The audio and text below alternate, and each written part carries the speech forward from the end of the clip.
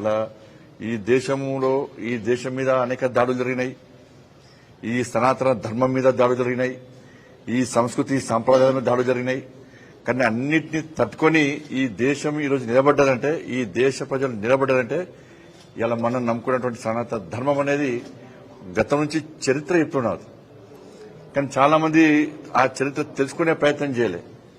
కానీ ఇలా అఖండ 2 ద్వారా ఆ చరిత్రను, భారతదేశ చరిత్ర నిరంతర చరిత్ర అనేది చూపెట్టే ప్రయత్నం చేసింది. ఇది చాలా గొప్ప విషయం. అందుకే బార్డర్లో దేశాన్ని సైనికులు రక్షిస్తే ఈ దేశ ప్రజలు మన సనాతన ధర్మాన్ని రక్షించుకోవాలి. దీన్ని ఇంకొక వాస్తవ విషయం చూపెట్టారు. అన్యాయం జరుగుతుంటే